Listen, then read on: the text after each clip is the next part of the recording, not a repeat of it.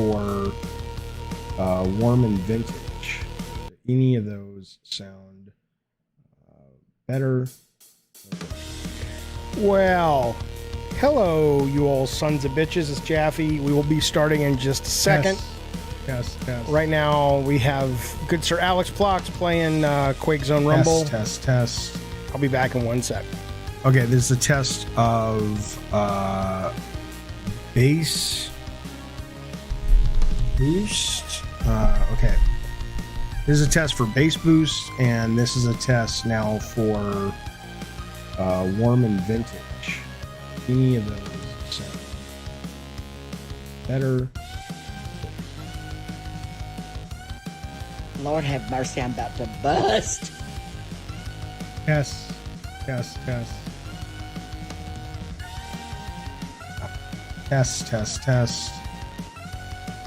Okay, this is a test of bass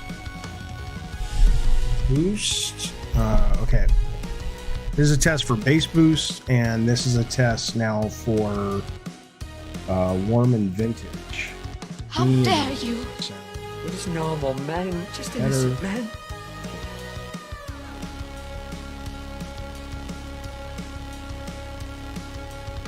Test. Hello, Vincent McGlone, you old knucklehead so-and-so. Test.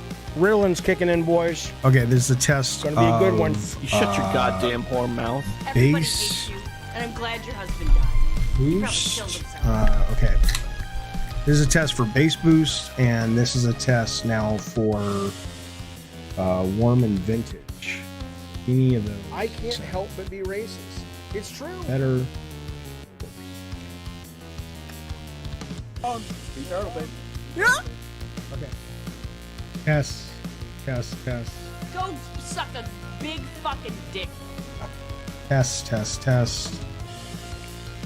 Okay, this is a test of What do you mean I'm bass making cameos?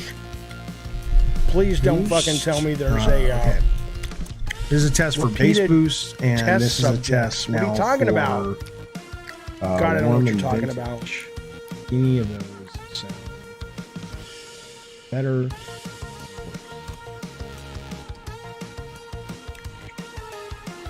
God damn it, Maverick. Test. I can't help but be racist. Test. It's true.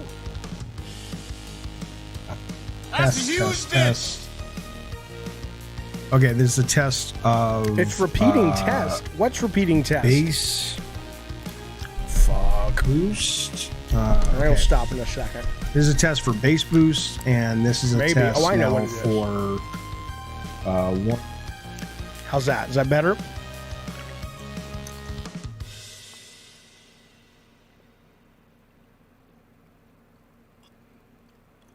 See, I had to deal with that, so I couldn't get to this on time. There you go. All right. Yeah, no, I have this, wrong. It doesn't matter. Hang on. Hello, Jizz Bucket. Good to see you, buddy. All right, welcome to the show, fellas. Welcome to Gavin Games. Good to have you here. Good to see you. Listen to this now. I'm chewing the gum. This is the double bubble gum for Halloween. I can only get it in my area at Halloween unless I order off of Amazon. And it is absolutely wonderful for about 8 chews and then swallow it. All right, I'm going to swallow it. We're going to start the show, folks. How's your day? What's today, Thursday? I said Thursday? Yeah. Five Nights at Freddy's comes out tomorrow. My kid's going to go see that. Reviews have been up and down.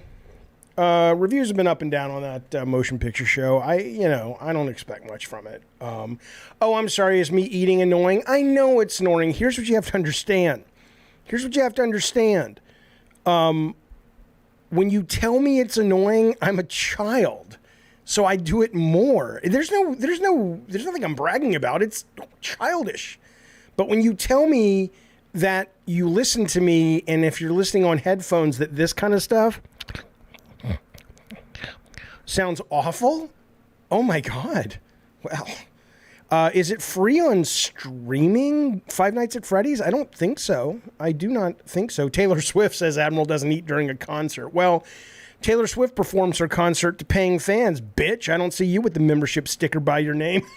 Zing! I got him, everybody. God, I need a producer. Where's Bukaki today? I can't help but be racist. It's on Peacock. True. Interesting. Want to hear something gross? Sure.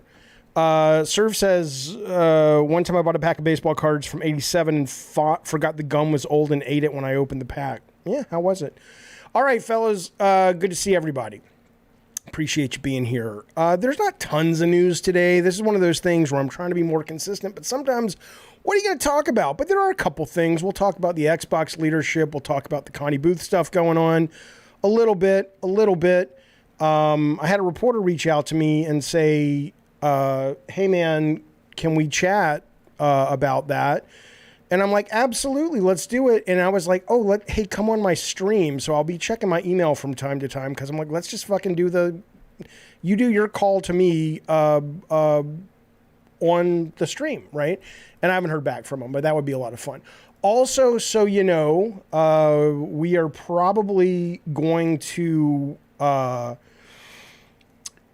maybe play a game at the end of the show today, and it's between two games. I have a couple of codes direct from the developer of Dementium the Ward, which is the remaster of the first-person horror game, survival horror, on the Switch. It's been updated for the Switch just in time for Halloween, so I have two of those I will give out today regardless, but I may play the game. The other one I might play later on the show, if I play a game at all, is, the finals are out today.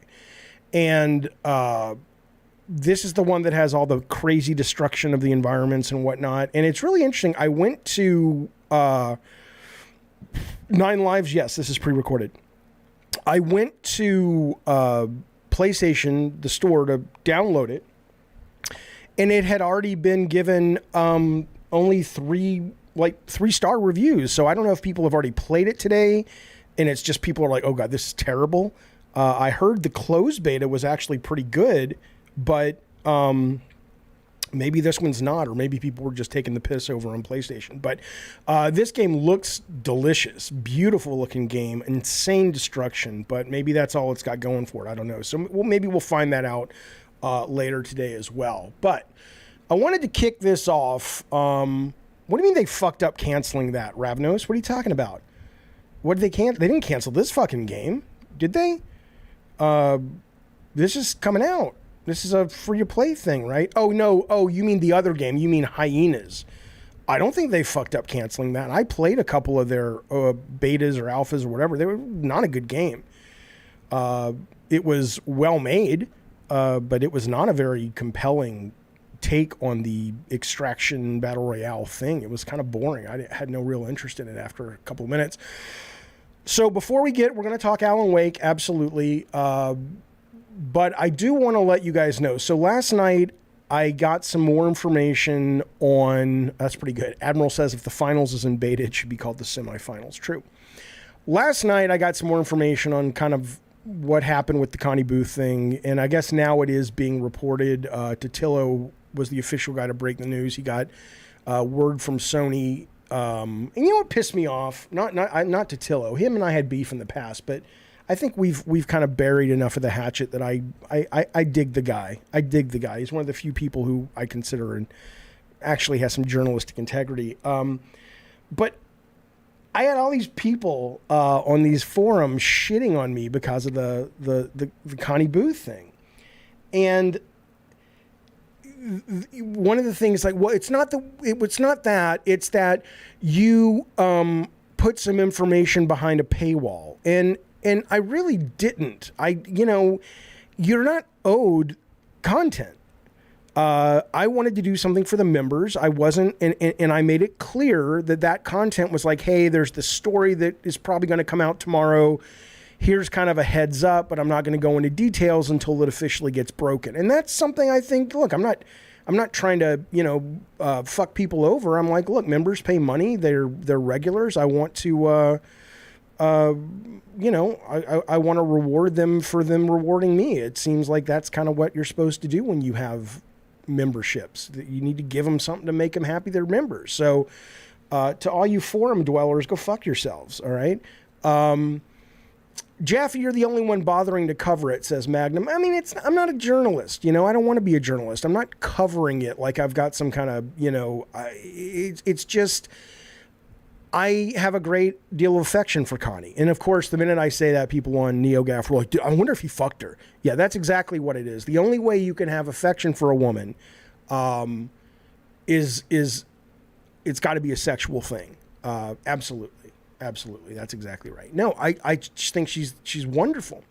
But anyway, I got some information yesterday, and this was tough, right? And I think I made the right call. It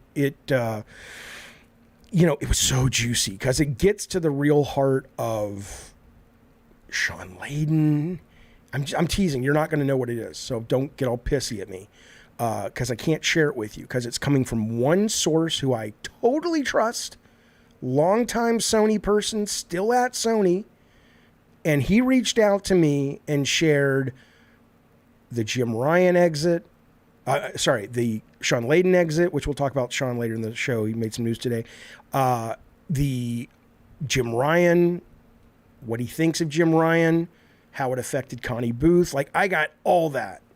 And I'm like, oh my God, I'm not going to say anything because it's like I said, somebody wrote me, one of our members wrote me last night because I was debating, is this good form? What do I do with this? And this was coming from a Blue Haze, which I appreciate.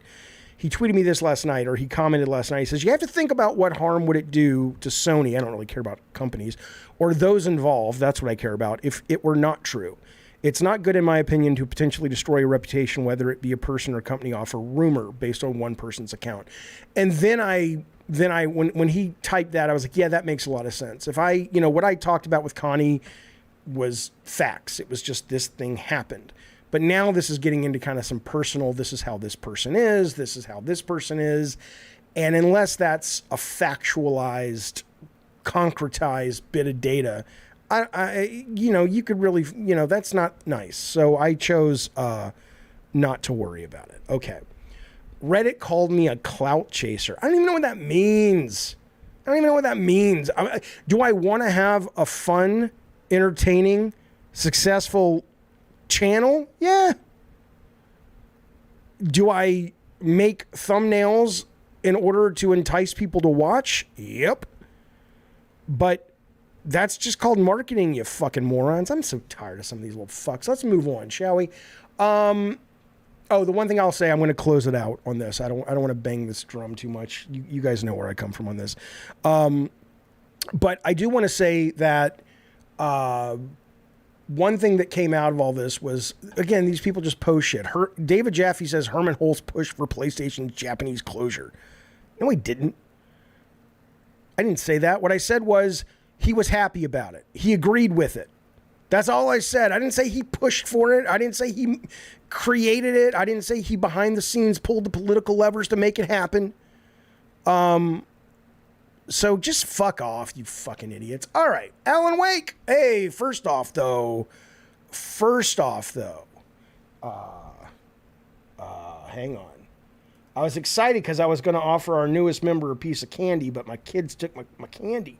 So this goes out to my good friend Juan of the, I think it's the Maryland ones, correct? They're quite successful. Quite successful. They're on the wrong side of the Israeli-Palestinian conflict, but you know what? Anyway, this goes out to you, buddy. Thank you so much for the support. God damn it, Maverick. I appreciate it very, very much. And Rob's giving you some candy as well. Juan, welcome to the Diet Soda Soldiers, buddy. It's very nice to have you here. All right. Alan Wake reviews have dropped. Pretty goddamn good. People are saying it is Remedy's best game. If you live where I do here in... he says I'm Dominican. I'm just fucking with you. He says it's Remedy's best game. It comes out tonight for me in California. Yes, I will be playing it at 9 o'clock tonight. Yes, I will be talking about it on tomorrow's show. But I won't be streaming it because I've learned my lesson. Streaming narrative-based games is an absolutely terrible idea for me because then when I report, did I like it, I'm too busy trying to entertain the chat that I can't really immerse myself. But I will play it. and I will be talking about it with you guys tomorrow. But it's getting great reviews, 88 on Metacritic right now. It has one mixed review, but most of the reviews are like, it is insanely great storytelling. The way they mix the media with the FMV and the gameplay is excellent. The puzzles are excellent. It's just the best game they've ever made. So I'm very much looking forward to it. There was a bit of a rumor going around yesterday. People were saying, why in the world are they showing a trailer for this at the Xbox showcase, right? Why are they showing that if they're not, like, it's coming out tomorrow? And there was some speculation that it was going to drop on Game Pass as a surprise, but apparently not. But still, I'm very excited. I'm happy to pay for it, happy to give them my ducats. Let's see what this one mixed review is. It's got one mixed review from Metro Gaming. A peculiar sequel, they say, that at times seems to be purposefully undermining the best elements of the original, but it still gets just enough right to please both existing fans and potential newcomers. So everybody else is in love with it. Everybody else is goddamn in love with it. I want to tell you something. I want to talk about one of the best games of the year that dropped today as well, that I really highly recommend. But before I do, I want to tell you, my toilet overflowed last night. And it wasn't poop or anything. It certainly wasn't our poop, but there was stuff coming up from the pipes, and it was like this kind of bile-ish, viscous color thing. And I called the plumber, and I was so fucking grateful. A lot of people say, oh, you want a job, go be in plumbing. Because that, everybody's always going to need plumbers, and nobody wants to do it, make a good living. Plumber comes out like 2, 3 o'clock in the morning, fixes it in 20 minutes, didn't charge me too much. I really appreciate it. And the weirdest fucking thing was, though, when he leaves, I finally, because he's wearing those overall things they wear, he's got his name tag on because he doesn't own the company. You know whose name it was? You know who motherfucking... It was Tom Henderson. You goddamn right. Tom Henderson has stepped up and joined the Diet Soda Soldiers in between him fixing my toilet last night. Tommy Henderson, thank you, buddy. I'm a big fan of some of the stuff you do. That sounds like a really bad compliment. I only say some of the stuff you do because he's a writer, he's a journalist, all this, because I don't read it all. So I don't want to act like someone's like, dude, did you see that thing when Tom wrote that article about, you know, here are the 5 women in video games that he wants to have sex with? I don't know what he writes every day. But what I've read, I like, and I appreciate you being here, and I appreciate you talking me through some of the journalism 101 that I don't know. On the Twitter. Tom, welcome, buddy. Everybody welcome Tom. Give him an emote of your choice. And in the meantime, I will tell you, I don't have that one queued up today. So I'll just give you this one, baby. Daddy, chill. That goes out to you, Tommy Henderson. And then also our good friend, Ricky. I was not going to say Ricky Ricardo, but I was going to do, because shut up. It's Ricardo Estevez. Thank you, buddy. He's been a member for 27 months. Also one of our producers. Hello, Jaffe Soldiers. He says, loving Spidey, I am too. Super excited for Alan Wake. Me too. Downloaded already. Play Control. I know. I played a little bit of it. But I didn't get into it. But I'm excited. And yes, I'm loving Spider-Man absolutely as well.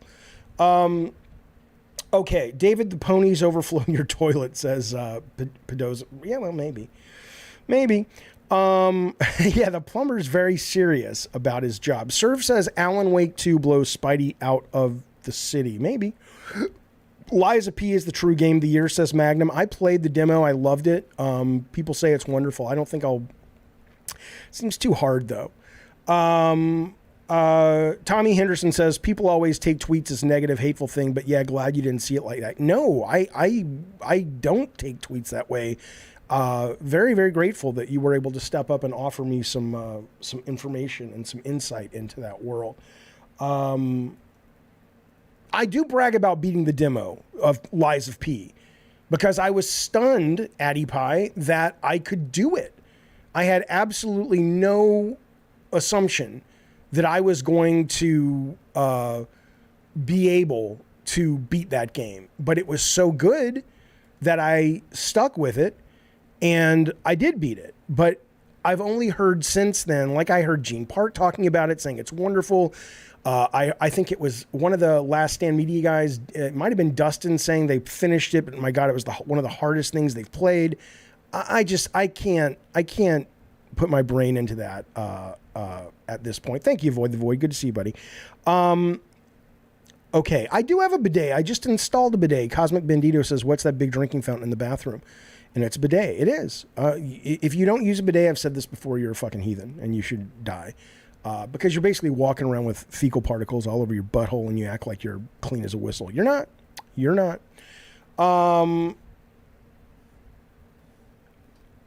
I was confused, and I blame Konami. And they deserve some blame, but whatever, because, you know, the Metal Gear Collection is just out. And so when people were talking about the trailer yesterday of Metal Gear, I was like, whatever, I don't care. That dropped at the Xbox show, right? But it wasn't that. I mean, you guys probably know this. It was Snake Eater that was on Unreal 5. That's the first real look we've had at it. They still don't have a release date, I believe, but what they showed, at least graphically, and we already know it's a good game, a great game. The graphics look fantastic, so I'm super excited. I hope that comes out sooner than later. I have absolutely given up wanting to play the collection, though. I've just heard it's just like, you know. So, Serve says parts of the Snake Eater trailer looked weird. Like what? Avoid says, I tried the collection on Steam. I refunded it quickly. It was underwhelming. This is what I have heard. My dog always shits on my carpet. Okay, Magnum, thank you. Ghost Runner 2 is out. I read an interesting article today on that. Somebody was saying it was good, not as good as the first one, which I didn't love. I loved the look of it. But they tried to get to AAA with it, and in that, they kind of lost sight of what made that game great. I'll tell you something else that's out today. And if you haven't played it, this will be on the Game of the Year list for a lot of people. I don't know if it's going to get any of the, you know, quote, big awards, but it is easily one of the top 5 games of 2023. It is out today on Switch for the first time. I think it's their first console of this game. It's $20, man. You cannot go wrong. It is Dave the Diver. And I know, you know, whatever. I mean, I'm not going to convince you to play this if you don't explore outside of the AAA world, but it is just as bizarre as it sounds. You play this fucking diver and he goes down. There's a little bit of rogue to it, but not much. It's a big story and explores the oceans and kills fish, and then he brings them back up to a sushi restaurant that he co-owns, and then it becomes this kind of fast-paced arcade sim management, and it is just, I mean, what a goddamn wonderful fucking video game this is. And I get it. Yeah, people in the chat are like, whatever. That's fine. I mean, do you realize how much you miss out on because of that stupid fucking attitude, though? Do you realize how many great games you miss out on? You miss out on a lot. You miss out on a lot of fucking great shit, and that's okay. Mr. K, we did talk Alan Wake a little bit. I mean, there's not much to talk about. We talked about the reviews being great. We talked about I'm getting it tonight, playing it tonight, very much looking forward to it. But I have been going like a lot of people on that game because I hear now that the reviews have come out, it's kind of proven this out. I hear that it is one of the best stories. Now, this might be hyperbolic, but this is what I'm reading. One of the best stories in video games, like that we've ever had in the medium. And so I've been trying to kind of keep away a little bit, so I don't really want to know much more about it than what I've already said. How much does Marvel pay you to promote Snap? You know what's funny about these people like Addy Pie who come at me like this shit? Hello, Jay Styles. Is they come at me and they act like that's some kind of badge of shame. I got paid to promote some mobile game. I forget what it was. Some of you guys watched it, and I took the video down and I told them to take their money back. It was the only time I ever got paid to promote anything, and it wasn't anything that I didn't hate it, but I was just like, I can't pretend to like this, right?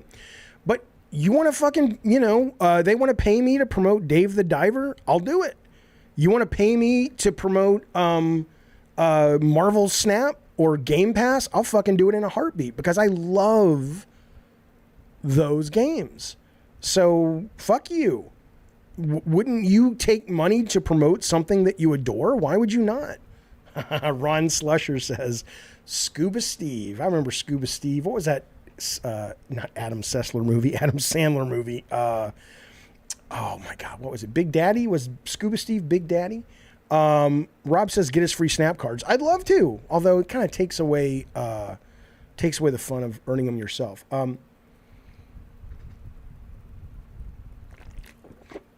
tell you what, $6 says if you're paid to promote something, it's the same as being paid to be in their commercial. Well, the only video I have on YouTube that has done 1 million, and it's not even my video, is the Sony Twisted Metal truck video. And I didn't get paid a dime for that. But I went out to the desert in Vegas and drove Sweet Tooth's truck around and shot a machine gun. It was a lot of fun. Matt, could you do a UFO night? I do a show called I Love the Weird. I'll be doing one next week, and I'm more than happy to talk about UFOs. Not on this show. This is primarily gaming. But I will tell you, I did hear today there was a very top secret classified UFO meeting with the American government or the American Congress.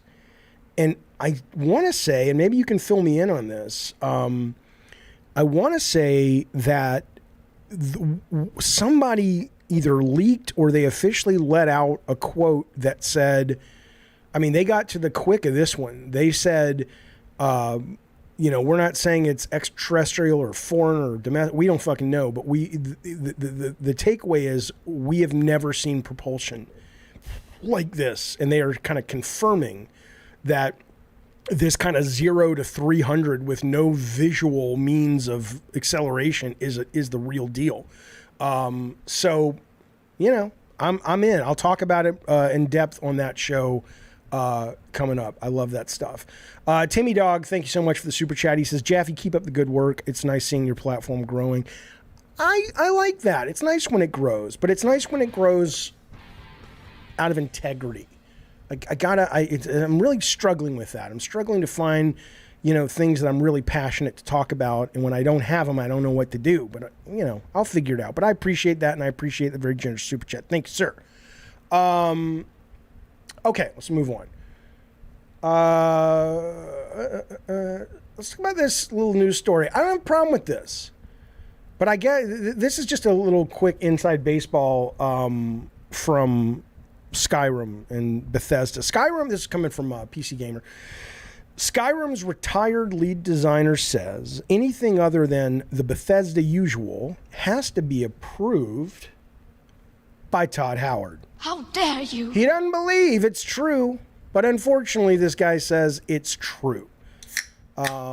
He says, you like Starfield, you hate Starfield, you probably have Todd Howard to thank. They were talking to the Min-Max show, and Bruce Nesmith was the ex-lead over there. He says every choice the company makes needs Howard's stamp of approval before it can go ahead, even as it's grown bigger. To be fair to Howard, it seems like it's in spite of his own wishes. Here's the quote. All decisions run through Todd, the retired Nesmith told Min-Max. Todd would hate me for saying that because he doesn't believe it's true, but unfortunately it's true. The way Nesmith tells it, the reporting continues, it really sounds like the relative similarity of games and Bethesda's output over the last decade or so can be significantly attributed to Todd Howard's weight at the company. If you want to have anything different than the Bethesda usual, said the designer, it somehow has to get in front of him. I mean, I don't know. I mean, what else do you know about Bethesda? I mean, I know there's a lot of talent there, but is it like... Here's what I'll say that I'm fascinated by. Two things. One is Indiana Jones. I mean, I would love the Bethesda usual applied to Indiana Jones. I would love it. Everybody instantly goes to Indiana Jones, which Machine Games is making, and it's being executive produced by Todd Howard. And according to this article, he's got like 6 games he's working on at various levels of involvement. And it's like, I would love it to be the Bethesda method, because everybody usually is just like, oh, let's just make Uncharted with Indiana Jones. And I'm like, no, I've played that 1 million fucking times. I definitely would love to do Indy first person. I don't need to see him. It's fine. I know what he looks like. I want to feel like him. I don't want to watch a movie that's kind of playable. I want to, like in the movies where he gets on the plane and then it flies around and you have the top-down view of the map and it draws the line and everything. I want to be able to go to the airport as Indy and decide if I'm going to Nepal or if I'm going to Pankot Palace or if, where the fuck I want to go, And I want to feel like indie. I don't want to feel like indie in a movie. You know what I'm saying? So I'd love the Todd Howard method to go into that. But short of that, though, what I find fascinating is Todd's, some of the, I got to articulate this well. The luster's off Todd Howard for a lot of people. Now, I love Starfield. I thought it was one of the best games I played this year. Best single-player game, personally, that I've played. But a lot of people, it's just really interesting. It's like, does this guy have to go off now on some kind of like, I just watched the Alanis Morissette documentary, so it's on my mind. Like after Jagged Little Pill was huge in the 90s, she had to go off to India and just kind of get her head right, because she's like, I don't know who I am anymore, right? Maybe Howard's got to go on walkabout or sabbatical or whatever it's called when the Amish go off when they're 16 and fucking shoot and spit tobacco and come back and decide if they want to stay in the community or not. But maybe he needs to kind of go away for a little bit and recharge. Like, how can this man have time to play games, watch movies, read books, talk to people, watch interviews about things that have nothing to do with video games, and refill his tank, right? I mean, maybe that needs to be built in, because even though I really loved Starfield, a lot of people who loved Skyrim didn't seem to love Starfield. And it's not that I didn't love Skyrim, it was too boring to me.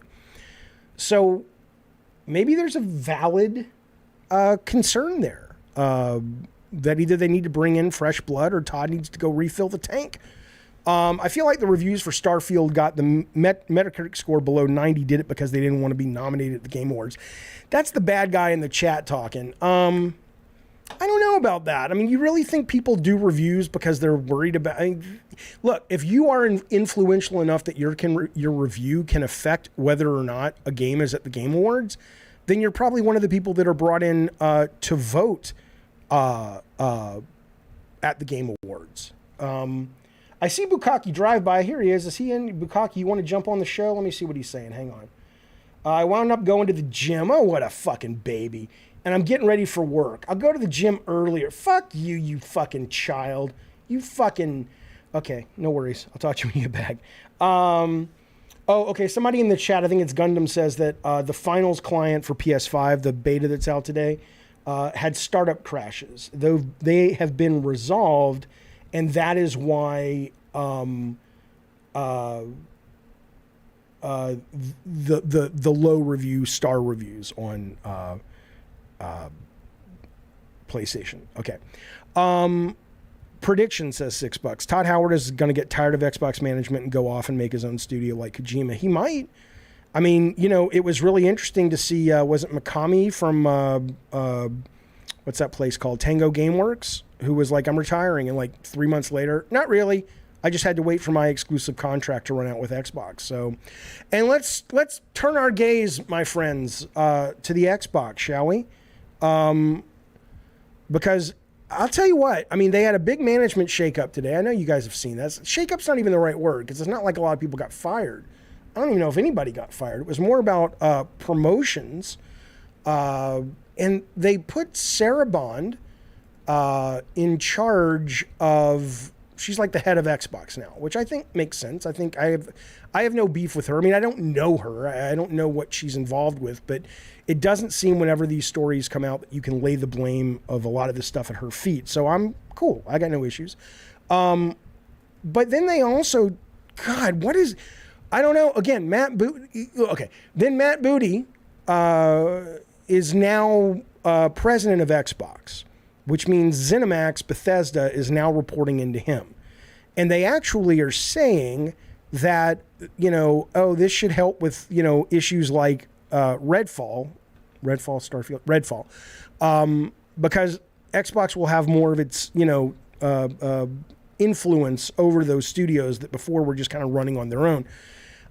Maybe that's necessary, and that's fine. But again, I have never thought Matt Booty is right for this job.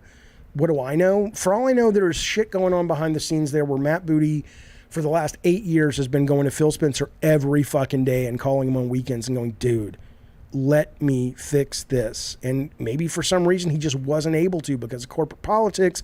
And finally, Phil Spencer's like, dude, the deck has been cleared. The Activision thing is closed. Go work your magic that you've been dying to work for 8 years. Maybe that's possible. But that's would surprise me based on the output up until now. But things like that do happen. But I was very surprised to hear that he is going to go into that. And then they're also doing something with AI, right? They also have brought in or elevated one of the guys who is there, and I'm trying to find this, to focus on kind of their future AI endeavors as it relates to Xbox, which I think is very fucking exciting. Let me look that up for you guys real quick. Xbox management AI. I want to see what exactly this guy's title is. Xbox reorgs. This is coming from Tom Warren. There's a little gnat flying around. What the fuck? Let's see. Give me 1 second, fellas. I apologize. Here we go. Yusuf will serve as the champion of our end-user experiences and build on his work launching several of our AI-powered services to lead Microsoft Copilot product marketing. Okay. So it doesn't sound like he's going to be like going, hey, here's how we bring AI to Halo that's, really fucking cool. But I'll tell you something. Here's what I'm thinking. I'm not allowed, but I'm not going to talk about some of the stuff I know that's going down at Sony. But I will talk about two things briefly as it relates to the Xbox changing of the guard and whatnot, or adjusting of the guard. So I have shared with you guys, in the past, I would sit sometimes with upper-ups at Sony when I still worked with and for Sony. And I would be like, hey, just like that voice. Just like that voice. I would be like very surprised when they would tell me that some of the real decision makers and movers and shakers at that company at Sony didn't play games. They didn't know what was happening in mobile. They didn't know about Roblox. They barely knew about Fortnite. They were still dyed in the wool, living and making business decisions like it was, 2004. Okay. Even to the point that there were numbers of people at a high level that thought taking on Spider-Man was stupid. Can you believe that? Can you believe that somebody could be sitting in their office and somebody knocks at their door and says, Insomniac Games, Spider-Man? Nah. What an idiot. Fuck you. But anyway, the point is, what I'm delivering in a long way is the information to your brain that there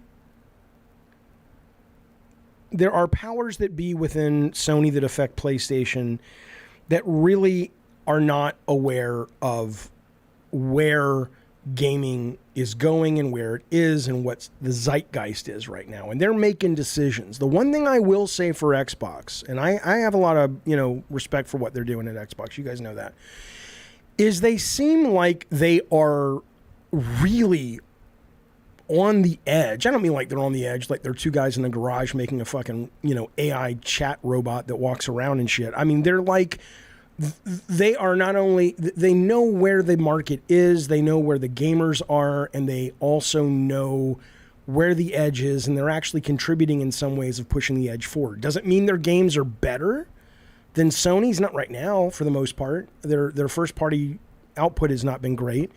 It's had some good stuff, but it's not as good as Sony's consistently at a production value level. But these guys, I mean, seriously, man, when you look at what they're doing and what they're aware of and what they're putting into production or what they're promoting people to, you got to admit that's impressive. And you got to admit you wish Sony was doing that as well. Let me tell you this quote. I don't care anymore. You can come on, man. I played my PlayStation all day. I'm just so tired of it. But I have to keep saying it because I know the minute I post this or this goes recorded or whatever, hey, Jeff, it's an Xbox. I'm not a fucking fanboy, you fuck. Anyway, point is, though, listen to this, what Sony said today. I thought this was just, I mean, again, what are you going to do? It's your job, right? I get it. But, there's a point where you have to kind of go, really, dude, that's what PR gave you to say. Listen to this. Sony defends PS Plus price hike, explains why it won't put games on PS Plus day one. We've heard of this before, but this is a new quote from Senior VP Eric Limpel, who people are saying, not everyone, but I have heard a number of people floating him as the guy who may take over for Jim Ryan. Who knows? Premium tier went up to $40. Limpel said, this is just great. It's just like, I mean, you can't justify it, but here's him trying. Look at the word salad. He says, we want to make PlayStation Plus great. With our reboot last year and introducing the tier system, a lot of consumers have recognized there's a lot of value in PS5. In many years, he says Sony has not raised prices for 85% of the world in many years. Prices get raised. That's fine, blah, blah, blah. Limpel was asked for his thoughts on Xbox Game Pass and specifically how the company launches its first-party games into the catalog. Sony does not do this with PlayStation Plus. Limpel said this. Here's the quote. PS Plus is very different from Game Pass. It comes down to what you're going to get in the service in terms of the type of game and the quality of games. I can't comment on what the competition is doing. Sure you can. But with us, we feel we're offering a great curated catalog of games as well as other features and services with PlayStation Plus. It's a very different offering, but it's one that's resonated with consumers. Since we introduced the tiers, we've seen a third of the PS Plus user base opt for the upper two tiers. And it's like, okay, what do you expect him to say, right? He's not going to say, yeah, we would love to be able to have the Game Pass and still have, the Game Pass structure and still make the kind of money we need to make this viable. He's not going to say that. But at that point, why aren't we over this? Or maybe people don't even think about it and they just like read it and it comes one. Why even write the article? Why even sit down? That's probably the reason a lot of these people won't do interviews with me, which is fine. I wouldn't want to do interviews with them. But why would you even interview this fucking guy? He's not going to give you anything real. He's not going to give you anything good. He's just going to, you might as well say, could you send me the PR on how you guys want to deal with these 8 questions and just send it to me. I don't need to fly out there and call this guy, right? And there's a point where we just go, dude, just shut up. It's just bullshit. Okay, that's what I say. Eddie T says I canceled my PS Plus and I'm not paying $80 to play online. Yeah, I mean, I haven't canceled mine yet, but I kind of keep thinking about it because I never use it. I'll keep it to play online because I do play online a lot, but I never play any of the games that they have because they're old. I've already played them. What I will say I like a lot about PS Plus Premium is the trial system. I think if that continues and to get more and more robust, that has been really excellent. It's been wonderful to play games and figure out if you actually want to buy them. And believe it or not, I've bought like half the ones I've played on there. By doing interviews with Softball Questions, says for Sizzle, it guarantees they will get another interview. They don't want to rock the boat. Yeah, but then fuck them. Who wants to read their shit? Who wants to read their shit? No, no. Somebody's asking in the chat, is Shawn Layden coming on the show? No, I'm going to talk about an interview Shawn Layden did. Shawn Layden will not come on this show. Shawn Layden, I don't know him well enough, and we haven't engaged enough as humans to consider him a friend, but if I engaged with him probably 5 more times, I would. When I asked him to come on the show, he's like, I'm not doing that, but let's just get on a Zoom call and have lunch and catch up. He's a very good guy. I like him a lot. But he won't come on this show because he knows I'm going to ask him all the shit that you want him to be asked. And he's like, why would I do that? And he's right. It doesn't interest Shawn Layden, nor should it, to come onto a show like this and go, I hear that you were forcibly removed from Sony. Talk about that. Come on. Come the fuck on. But that's what people want to know. The bad guy says, I'm curious. Does Jaffe's chat realize how many game developers Microsoft owns? It's up to 50. Yeah, I think they do. What do you mean, what would he have to lose, Lutron? Shawn Layden. Shawn Layden would have to lose the fact that, he's working for another company. He's a viable, employable human being right now. And the last thing he probably wants to do is, go around and talk about controversial stuff and stuff he works for Tencent.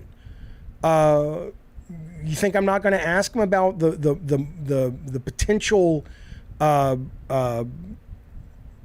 malfunction of his moral compass?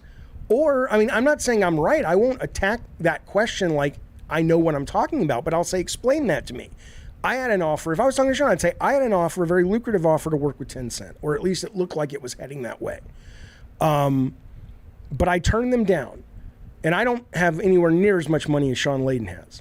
I turned them down because, you know, whatever. I'm not like, oh, look at me, I'm great. But I didn't feel like I could live with it, given what the Chinese government does and how influential they are with companies like Tencent. And I would want to know, Shawn, how did you square that? Well, come on now. Come on now. You're not going to answer that question. I get it. I get it. Yeah, pay attention to the road. Ravenous is driving. I'm buying new headphones right after this because these keep cutting in and out. Okay, let's talk about Layden, though. He did give an interview that was pretty interesting. I love when, that's what I'm saying, I love when this guy talks. Like, I would agree, if he came on this show, I would say, look, I tell you what. I would say, oh, China's people are happy. That's all that matters. Let me I'm going to get to Shawn Layden in a second. Let me tell you something. I was so pissed. I was so pissed when I heard that Apple fucking computers, Apple TV Plus, would rather shut down Jon Stewart's TV show than let him run the episode about his take on China. Can you believe it? Apple. All these companies are just fucking idiots. Legend says, y'all so excited that Xbox owns so many studios, but y'all fail to realize, can Xbox manage them? That's the thing. That's why I keep thinking, get Connie there, get Shannon there, get Rhodey there. You know, if they're not being treated as well at Sony as they deserve to be, certainly not in Connie's case. You got a lot of studios now. And again, I don't see any, and again, I'm Monday morning quarterbacking here. Okay. I don't have any skinny on booty.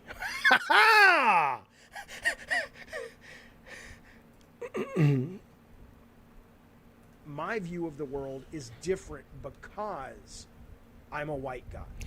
I don't have the skinny on Matt Booty, but I will just tell you from the work itself, I'm like, look at his resume. It's not like, oh, he used to run Blizzard or he used to manage 18 external companies and they all were great or whatever. What?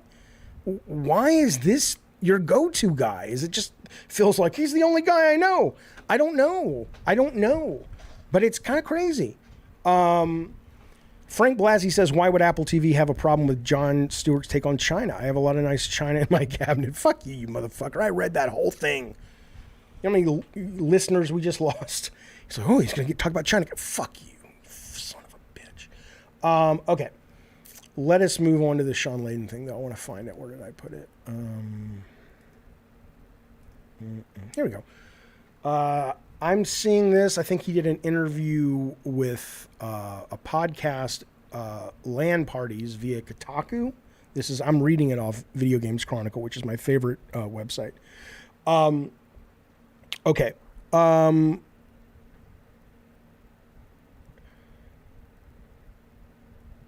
Okay, here we go. Former PlayStation executive Shawn Layden of the Cincinnati Laydens. Good family. Great family, actually. Smelled like cheese a little bit. Cheese and tacos, but they're good people. Former PlayStation executive Shawn Layden has said the industry needs to do a much better job preserving games. Preservation is important, the ex-PlayStation boss said. I'm hoping more people in the business, certainly the big players, begin to realize that there's obligation and responsibility. This isn't throwaway stuff we're making. Now, this is scary to me because whenever the issue of preservation comes up, I'm always like, I don't understand that, because it's not like when Twisted Metal 2012 shipped and it got decommissioned and stopped selling, they're like, okay, boys, we need more space on the C drive. Delete all that shit and we'll never see it again. I mean, it's not like they don't have this stuff. But given that he ran PlayStation for a long time, why would he be saying that? I mean, is he suggesting that there are games that Sony has put out that literally they are just lost and gone with the wind? That must be what he's suggesting. He says, this is stuff that should be around for a long time because future generations will enjoy it the same way we have. I don't know about that. And it's criminal we're not doing more to protect it. I don't believe in preservation as much as a lot of people, but I certainly think it's nice if you can get it. Xbox boss Phil Spencer recently said he'd like to find ways to ensure hundreds of Xbox 360 titles that aren't lost when the console's digital store closes. But they're not lost. You're not going to delete them just because you take the maw. Was it called the maw? Off the goddamn Xbox show arcade. It's not like it's going away. Konami lost all the masters for Silent Hill games from Team Silent. Oh, I don't not believe that if you're Konami. But if you're fucking, Shawn Layden, who ran PlayStation, are you telling me that when he was there, he wasn't making sure we weren't deleting shit off the hard drives? I'm just kind of confused by that. Xbox, okay, I see. Xbox is a massive failure, Eddie T says, when it comes to preservation. The games aren't on discs. I think people can. I think preservation has a couple of different definitions, right? Preservation to me means that the content is safe and sound, and when whoever owns it or has the rights to it chooses, either for charitable reasons or financial reasons and or both, they can let it. It's very easy and accessible, and it exists. A lot of people confuse, and I'm not saying Eddie you are, but a lot of people confuse preservation with anybody in the world who wants a game should be able to get it whenever they want to get it. And I'm like, that's not preservation. I remember paying like $50 back in 1989 to go see the 70 millimeter remastered print from Scorsese and Spielberg of Lawrence of Arabia. I don't own the print. I can't buy the print. I can buy the movie if I want, but I couldn't buy the remastered at the time. So I don't, that's not preservation to me. Preservation is like, maybe you go to the Academy of Interactive Arts and Sciences and you go to their building and it's like any game is there if you want to go down into the stacks and do research and stuff like that. That's preservation in a way that matters. I think a lot of people talk about it like, I'm going to play this old game and they took it away. It's not a valid complaint, but it's just not preservation. Okay, he also went into talking about the Activision Blizzard Xbox acquisition. Here's what he says. Shawn Layden again. My concern, says the quote, around consolidation is it often impacts creativity, says the guy who works for Tencent, who I think is gobbling up a lot of things often. For instance, it takes some kind, well, again, he didn't run Tencent. He's just offering his opinion, which I appreciate. For instance, it takes some kind of small independent wild horse studio and brings them into a larger conglomerate. And essentially, time slows down. The bigger you are, time slows down. I'm also concerned when studios get bought and instead of enabling a way to create their game, they maybe get absorbed into a larger enterprise that's making a larger game. You know how many studios are involved in making blockbuster games. I'm just concerned about what it does to the creativity urge inside the studios. Yeah, but he's not wrong in my opinion, but I think the bigger issue is the budgets, and he knows that too because he's talked about that as well. It's not like these big teams don't have their passion projects they'd like to make, but who's going to fund them? That's why a lot of them go off to indie games and stuff and AA games. Cathal says that's what happened to Toys for Bob. I believe so. I hope to God that now, even though I thought their Crash Team Rumble, whatever the fuck it was called, was terrible. I mean, it was good, but it was a terrible product in terms of a piece of, successful software. Hopefully they'll let them go. They'll get off the Call of Duty train and let them go back to making, Crash 5. Game Pass is full of passion projects, says Magnum. Yeah, it is, but they're not coming from first party for the most part. Game Pass will allow for more of that, though. Certainly with things like Pentiment. But Game Pass's job is, what did they just announce today? That September or the day Starfield launched was the biggest subscription day ever for Game Pass. You're not going to get that with Pentiment. Pentiment's there to keep you from churning, which is incredibly important. But certainly you're going to need to get the big guns to keep people from churning as well and subscribing to begin with. Kevin says Xbox needs exclusives, compelling ones to make Game Pass soar. Agree. Twisted Sis says, is that why they canned Connie? I actually have insight onto why they did, but I cannot share it with you because it only comes from one source. But if I ever have it validated by others, I will. Okay. If Avowed, this is Kevin, talking about Xbox titles. If Avowed, Hellblade 2 look like 9 or 10 out of 10 games and Perfect Dark hits next year, then Game Pass is a must-have. I would agree. I mean, it's already a must-have for me, but I would agree. Nothing about Avowed or Hellblade looks all that special to me, but if they're great, I'm excited. And Perfect Dark, you know, I love the developers, so I'm excited for that too. Not the Santa Monica guys, the Crystal guys. The Game Pass numbers, says Eddie T, are pumped up due to forcing all Xbox Live Gold members into Game Pass. Yeah, maybe. I mean, I don't have a dog in the fight. I have enjoyed the shit out of Game Pass. Hello, Cheetah Man. I've enjoyed the shit out of Game Pass. And if it went away tomorrow because all the naysayers ended up being correct that it's not sustainable and blah, blah, I'm like, great. You know, the arcades are also gone. But I loved them. I'm grateful for them. Speaking of, I got to show you something that's just beautiful. I was hoping to find more examples, but I could not find any more examples.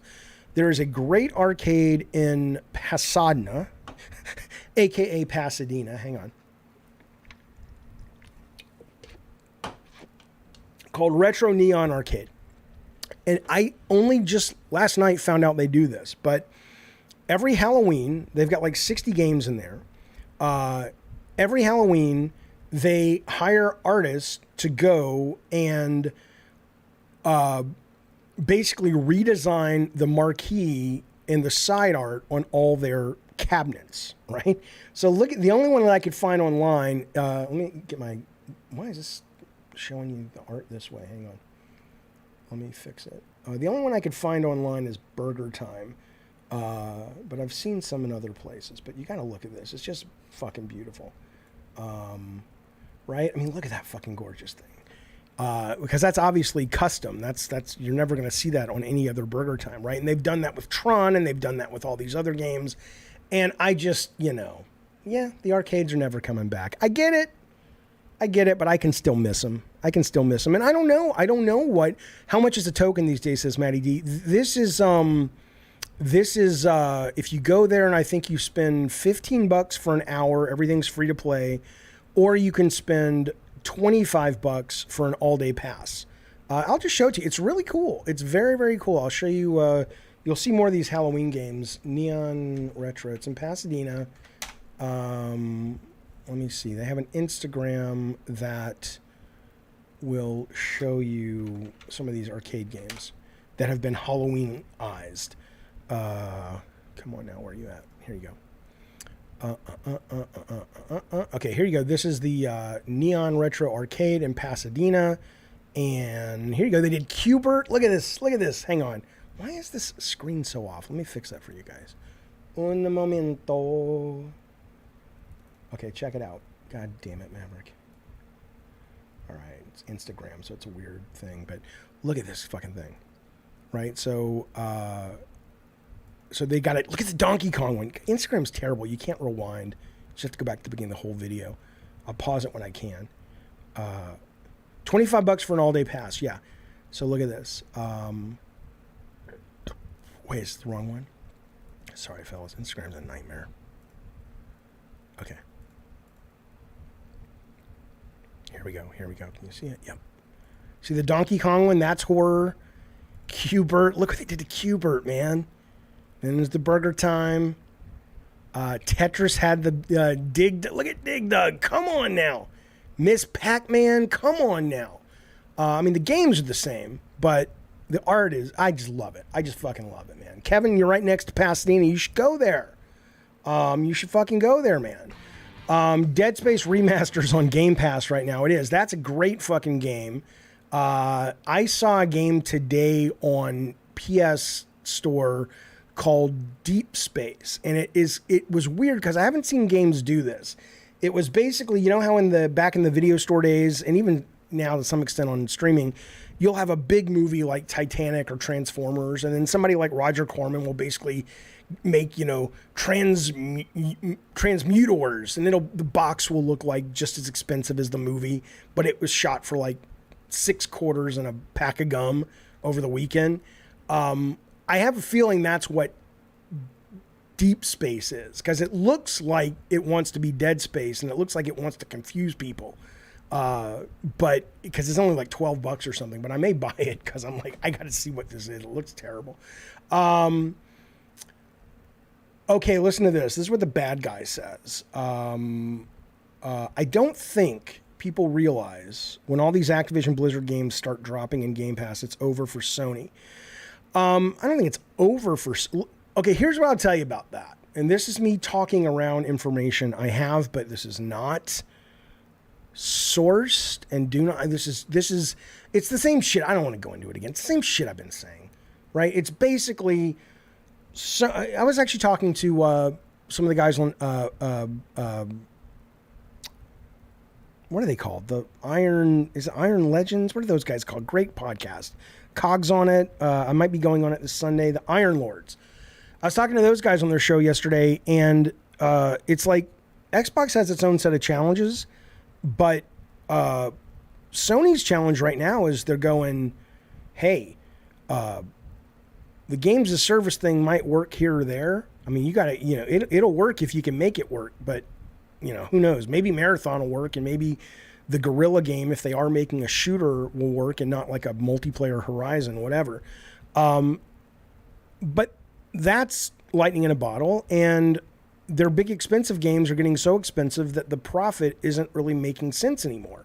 So I think Sony can recover, but they really have to have somebody in that studio that has a vision of like, look, we can't go down this path fully. We can't go down this path fully. We need to find, it's like when a great sports team, it's like, they win the championship 5 times. It's like the Bulls won 5 or 6 times, and then it just kind of collapses a little bit. But eventually somebody comes back and they figure out how to do it again in a fresh way for modern people, and suddenly they're off to the races again. So I don't think PlayStation's going anywhere.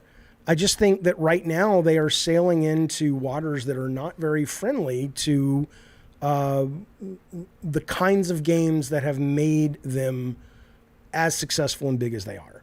And I don't think that's something that should be denied. I think hopefully people at Sony get that. I'm sure they do.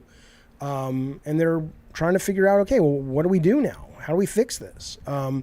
The idea that Activision's games will drop and totally change everything. I mean, Activision doesn't have a lot of games that are that exciting. Call of Duty, yes. Diablo, okay, yes. To me, it's all about Call of Duty. Obviously, for them, it's all about mobile as well. But it's not like most people are sitting around going, God, I really can't wait to play Prototype. Nobody cares, right? I mean, Activision is console-wise, it's all about Call of Duty with those guys, right? I mean, what else do they have? But trust me, that's enough. People who think Xbox will fix Blizzard, but it's who they are now, always online, microtransactions. Yeah, who knows? I mean, I don't know. I don't know. They just said today that Bobby Kotick's going to stay on an extra 2 months to help with the transition, but I don't know who's going to come in to take over. What if Call of Duty is shitty in 3 years, says Ravnos? Great. Then good for Sony, because if Sony's smart, and I know they are, they're trying to figure out how to make a Call of Duty killer right now, or at least a Call of Duty competitor right now. I've always thought that was ludicrous. That people say that you can't compete with Call of Duty. Come on. I mean, that was a dumb thing Jim Ryan said back in, last year. We can't make a Call of Duty killer. It's impossible. No, it's not. Shut up. It's going to be hard. Surf says that's going to be hard, though. Yeah? Okay. It happens. It's hard. Look what happens at 2014 Battlefield. It's finally become a game that people are like, it's pretty fucking good now. All right, so it's not going to beat Call of Duty next year. Probably won't beat Call of Duty in the next 6-7 years, but it'll be profitable, and maybe the worm will turn as they continue to get better and better and better. This idea that you can never, dethrone the champ is kind of ridiculous. I don't know where people get that idea from, but it's not true, governor. It's just not. Okay. I want to tell you guys the results of this poll really quickly. 1 second. And I want to get to the chat. Give me 1 minute, fellas.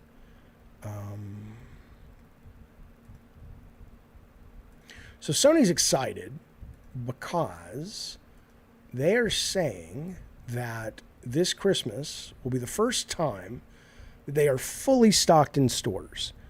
So they think they're going to have a record-breaking year of sales or holiday of sales. Probably correct, because there's no more hardware shortages.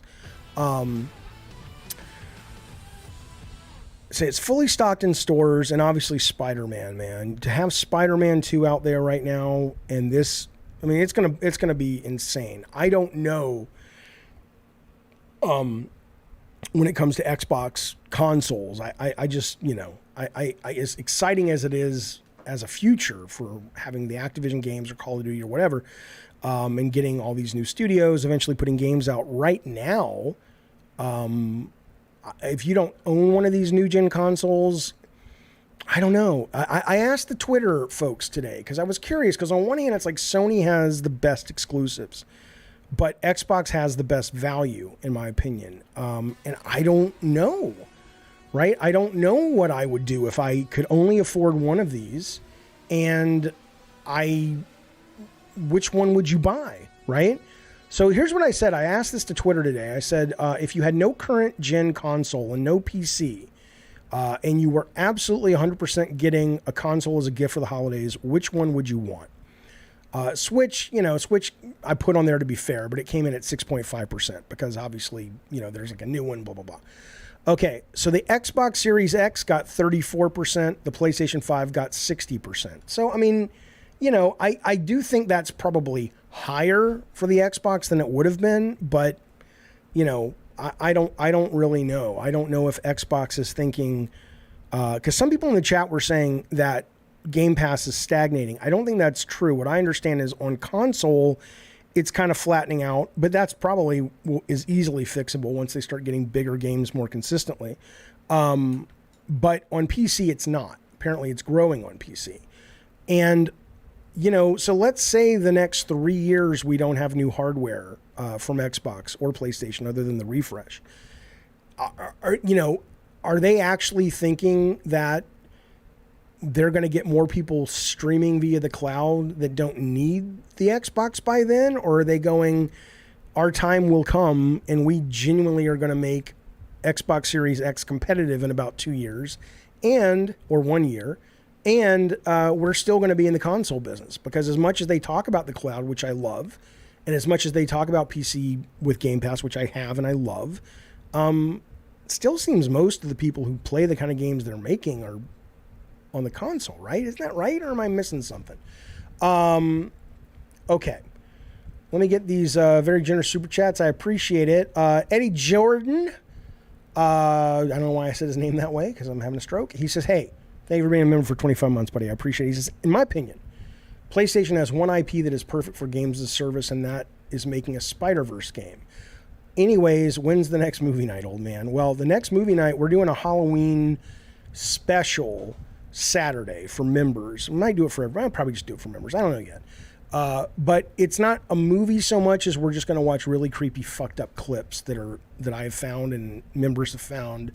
And I'm going to smoke dope and eat popcorn. So that'll be sometime Saturday. I'll give you some more information later. Twisted Fifth, thank you very much, as always, for the very kind super chat. I appreciate it. And then Lutron has dropped a big ducat. That sounds filthy. Thank you for the super chat, buddy, and the membership and the being part of our community. He says, when the changes that COVID brought to remote development, do you think there is still a future for studios in the commercial building market? Waiting for game night. Good, me too. Studios in the commercial building market. I mean, certainly, because a number of these studios, I want to say maybe Ubisoft was one of them, told their people to come back to work, right? So there are companies, I think Blizzard did the same thing. Blizzard's like, you got to come back. Some companies are still like, I think Insomniac is very remote friendly. So I think really what it did was opened up the opportunity for certain companies way more than before to have a bit of hybrid or only remote or remote and locally, like hybrid. I mean, you come in 3 days a week, you work at home 2 days a week. You know, it's interesting, and it's not about games, but it's related. I'm sure you guys saw that viral video of that young woman. She's like 23, and she's crying because she's like, oh, I had to stop working remote, and it takes me like an hour to get to my job, and I get home and it's like 6 o'clock, and I'm too tired to do, you know, to go to the gym or to cook or all this. And at first people were really jumping on her, like, you're a loser. That's life. But I like that a lot of people have kind of turned a little bit on that and started to go, well, wait a minute. We're saying that because we're used to it. But she's got a point. You know, these companies exploit the fuck out of people.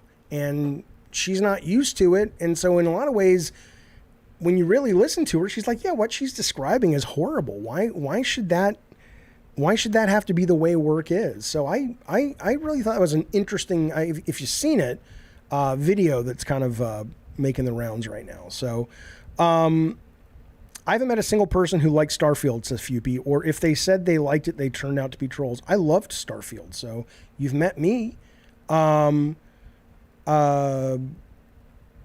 The blonde woman who he's talking about on that viral video, Kevin says, keeping it 100% real. True.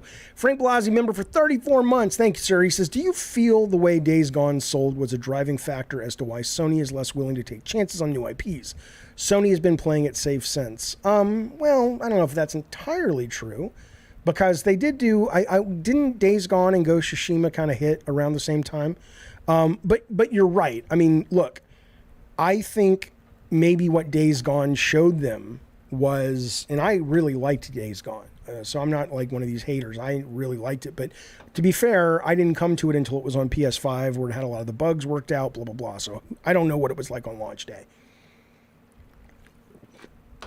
But anyway, I don't know what it did to Sony, but I do think it was absolutely a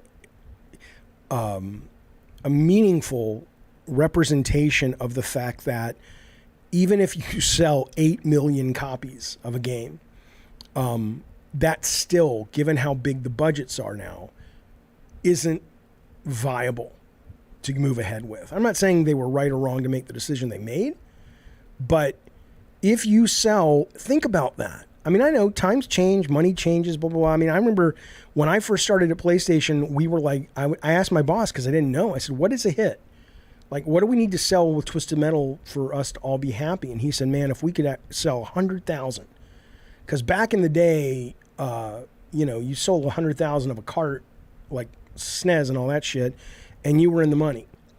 And obviously we ended up selling a lot more, right? But the idea of selling 8 million and going, nice try, kid, sorry, good luck out there, because you ain't working here. Think about that, right? So again, this is why people always think I'm picking on Sony. And I'm not. I'm fascinated by their conundrum, though. When you've got a game that sold 8 million copies, and a lot of people did love it, and it's built a fan base since, and they're like, that's not enough to merit us staying in that universe. As far as we know, maybe they are making a sequel. They probably aren't. That's you know, that changes the way a business makes decisions about what they greenlight. So I don't know if it did, but it sure probably did, and it would for me, fucking 100%. How did you feel when they told you it was going to be released as a greatest hits version? Which game are you talking about? Days Gone? Oh, I agree. Vincent McGlone says Days Gone is better than Horizon. 100%. 100%. I think Horizon is not a very good game. Beautifully made game. Beautifully controlling game. But, you know.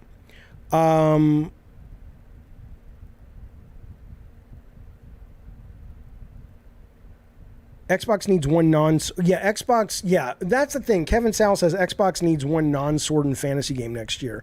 Towerborn is a, you know, sword and sorcery. Avowed is. Hellblade 2 kind of is. I mean, a lot of that is legacy stuff from the studios that they purchased, I guess. But I agree. I think nothing right now that they have coming next year. The only reason I like Xbox's lineup next year is because they at least have announced something.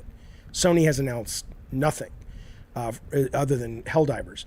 But think about the Xbox lineup, assuming Sony was firing on normal cylinders, maybe those games will come out wonderfully, and they might, but they're not good IP. You know, I mean, even Avowed is right. Avowed and Fable are both roll your own characters. I've said this before on the stream.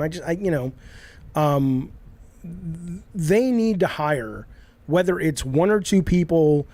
They could do worse than hiring Cliff Bleszinski to come in, and no team wants to be told what to do. I get it, but the stakes are so high now.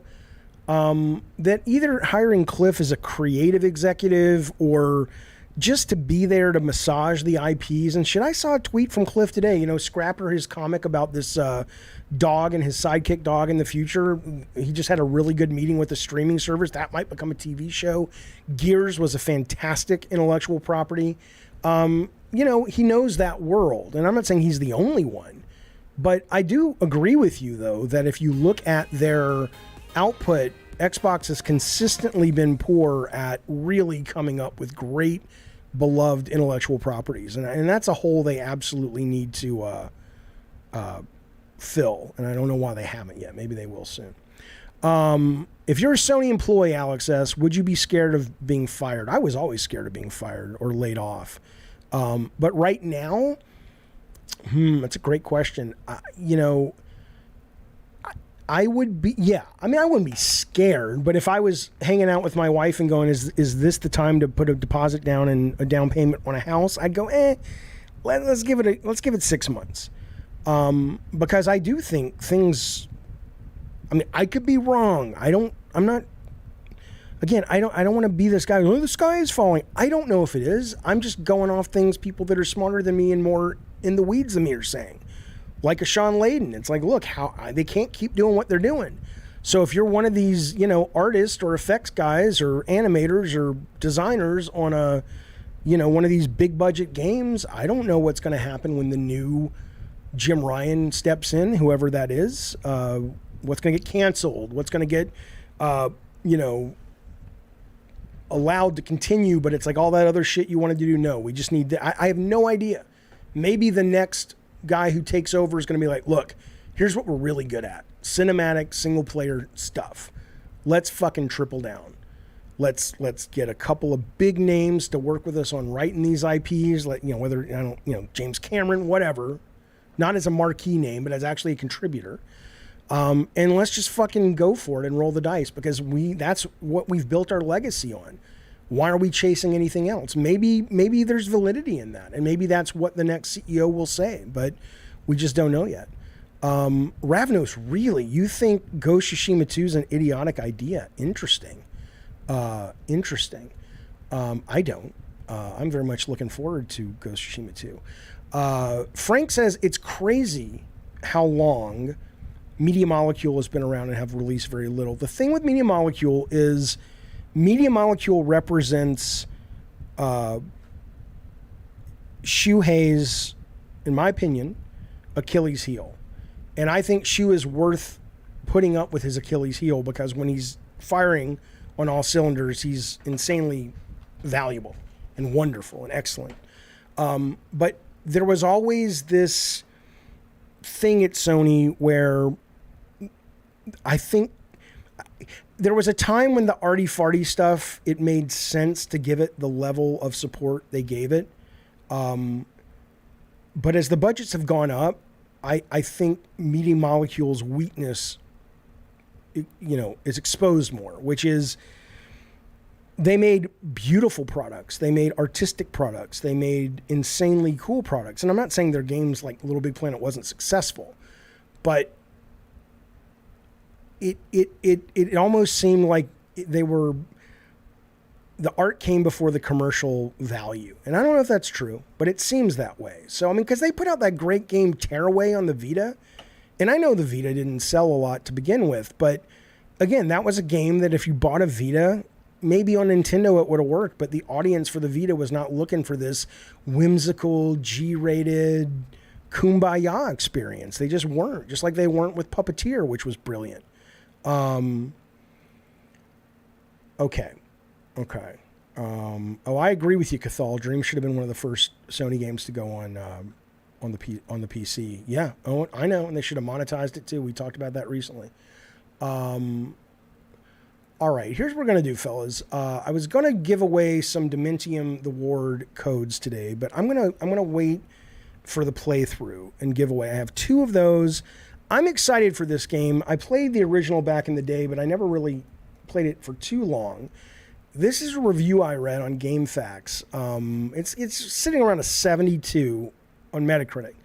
But what really is exciting and worrying is at least these guys give it a 10 out of 10 for story, 8 out of 10 for graphics, 10 out of 10 for sound, 8 out of 10 for gameplay, 10 out of 10 for controls, and then you get down to the save system, it's a 3 out of 10. My understanding is if you die at the boss, you have to go all the way back to the start of the chapter, and it's just enough to sort of absolutely be a turnoff.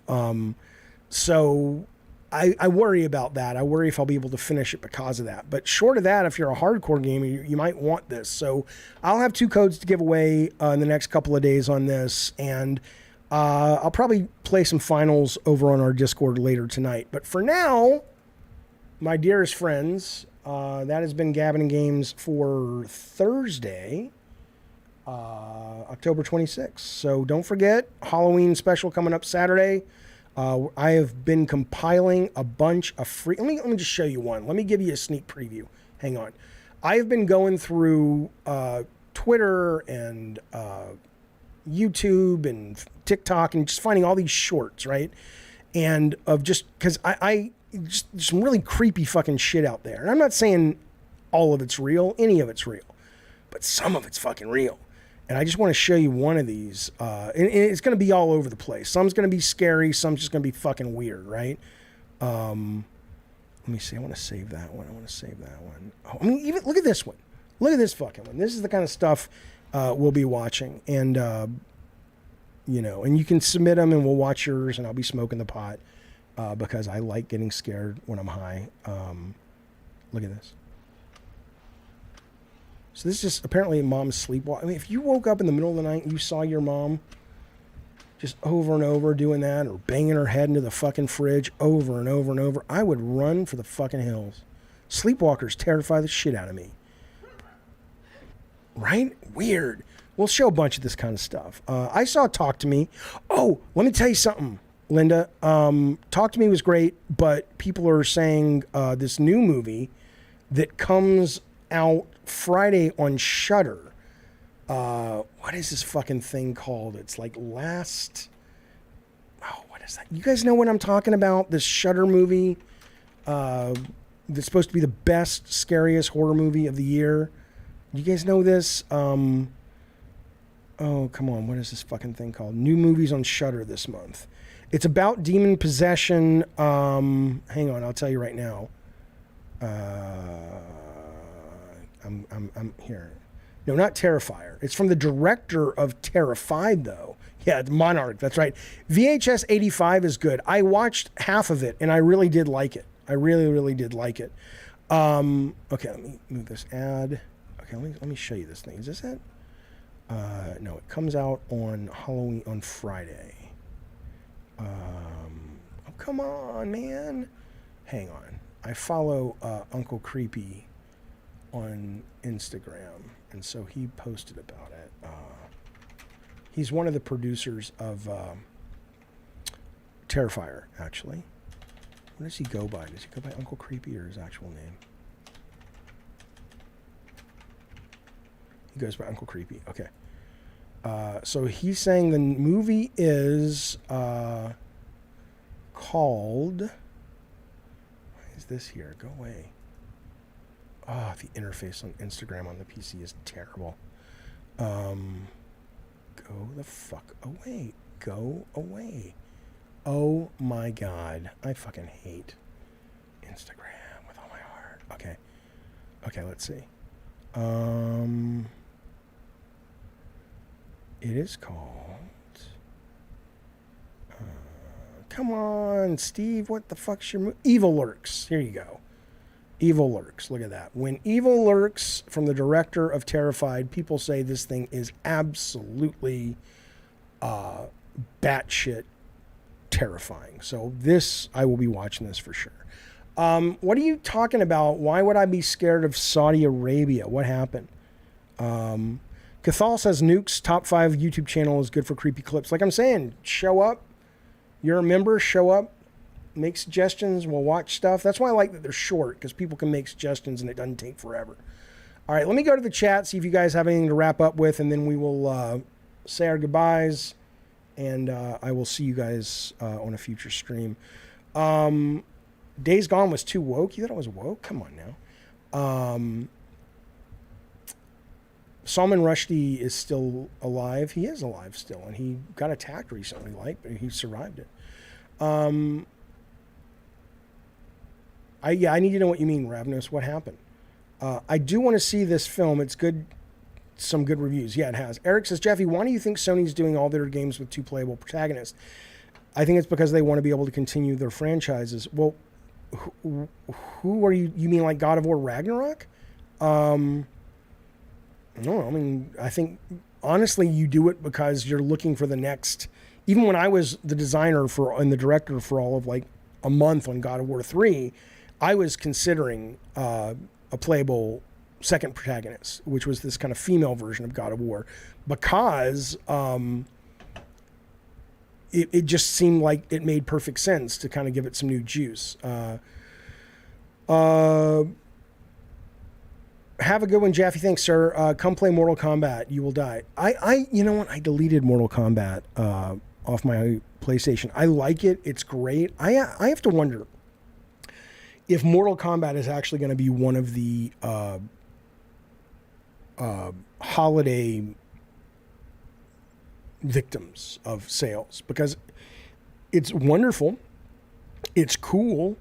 But it doesn't feel meaningfully different enough, and I don't hear a lot of people talking about it. But that doesn't mean anything. But I mean, it just doesn't seem to have the same kind of gamer social activity that I saw with 11. But maybe that's not the case. Maybe it'll keep going. Did you get your money back in Call of Duty? I got my money back, Rob, but Activision is still like, let's fix this, and I'm like, yeah, I'll fix it. You can take your money back, but don't ask me to jump through all these fucking hoops. Lutron says, did I pick up the new Oculus? I haven't yet, but I'm going to now that I saw that guy's video building outside Minecraft with mixed reality. Into the Weird is coming up next week, Alex says. The next game night, I'm not sure, but we are doing Halloween special this Saturday. All right, fellas, be well, be safe. Thank you guys for hanging out, spending some time with me. I will be back tomorrow at 2 o'clock. Not entirely sure if it's Gabbin' and Games. Depends on the news. Ravno says scroll up. What do you want me to scroll up to see? Jaffe, Insomniac removed all LGBTQ from the game, including... Yeah, I know that. I made a video about it 2 months ago. And I thought it was terrible. They removed all that stuff in order to sell the game in Saudi Arabia. And it's, that's a tough one, man. I get it because, it sells in Saudi Arabia. But here's what I would, I am opposed to it. And if it were up to me, I would just say take the loss. But I can afford to say that because I'm not running Sony. I don't know what the board does if suddenly Jim Ryan is like, yeah, we're going to cut 12% of our profit off Spider-Man 2 because morally we're offended by what Saudi Arabia wants us to do to the game. I don't know how viable that is, or if it's just sort of virtue signaling, but you can't really do that. But assuming they knew this was coming, which I'm sure they did, it would be nice in the future. Why put it in the game in the first place? Because they want to, Ghetto God, and because it's great. It's a great game. It's an inclusive game. It's a diverse game. I love how diverse and woke, as people say, even though that's the wrong term, that game is. It's really great for a lot of reasons, and that being one of them. But I do think maybe if you're going to have to release it in Saudi Arabia, instead of just cutting it, you still cut it. You make sure it's allowed to be released over there. And after that, you put stuff in that version, though, that's kind of subversive or queer coded or diversity coded or whatever. Why would you give gamers an option to hide or view LGBTQ content? It was ridiculous. Does it need to be in the game? Yes. But look, okay, it depends on what you're talking about, Ghetto God. If you're talking about the proper representation of Marvel and Marvel's historic support of diversity and civil rights issues and human rights issues, then yes, because it is a Marvel game and Spider-Man is their flagship character and it is respectful of the brand. But that's a Marvel answer, right? But it's true, but it's a Marvel answer. Of course it doesn't need to be in the game, but that's like saying it's like saying I only put things in the game that are comfortable to a certain segment, and the people who aren't in that segment won't complain, but they won't be represented. And yeah, you could do that, but the world is changing, man. I mean, we have all of these different types of people. We have all of these, I don't know. I don't agree. And more importantly though, here's what I'll say. If the Insomniac folks didn't want to present that vision, then I would agree with you 100%. But it's clear from them as a company and them as the games they've made that they are a diverse, inclusive, left-leaning, progressive group of people for the most part. And don't you want games to be soulful and come from a place of genuineness from the creators? What's the problem with that? I don't really understand. I get you may not like it, but don't play it then. Jaffe, it's just pandering. No, it's not. It's pandering to you maybe because I don't know where you live, but if you live in a city that's bigger than, 2,000 people, come on, you guys. Miguel, I mean, do you really want to get into this conversation? He says, it's clear this was Disney breathing down their necks. Marvel has consistently, I talked about this on a show recently, Jack Kirby literally left his drawing board in Marvel in the 60s and went downstairs because two neo-Nazis were in the lobby and he went down there to beat the shit out of them. Stan Lee and Jack Kirby created the goddamn Black Panther because it's like, this is ridiculous that we have no prominent black superheroes at Marvel. I forget who it was. Maybe it was John Romita, but there were two guys that created Ms. Marvel in the 70s. And it wasn't Mrs. Marvel, it was Ms. Marvel, M.S. Marvel. Because they wanted a character that represented, the women's rights movement, the women's lib movement. Yeah, Brett Williams says it's not pandering. It's literally just the world and caring to represent everyone. Get out of your cis het bubble. It's true. Like, what's the problem with it? What do you mean? Somebody was like, you don't have to do certain missions. What I hear the other night, though, it doesn't matter.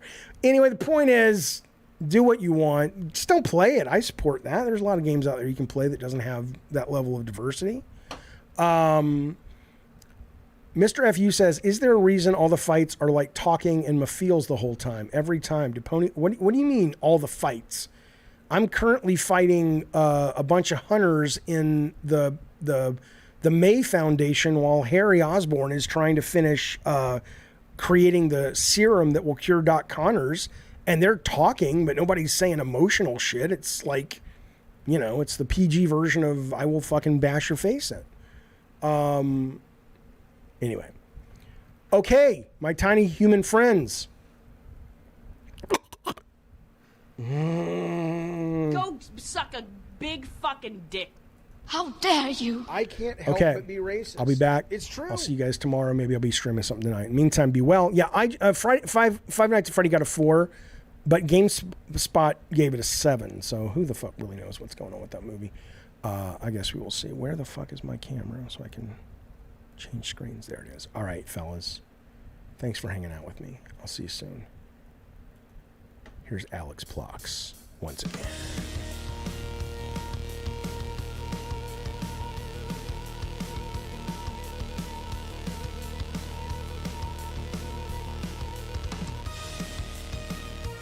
Oh, and thank you, mods. Thank you, RPG. I sure appreciate it, buddy.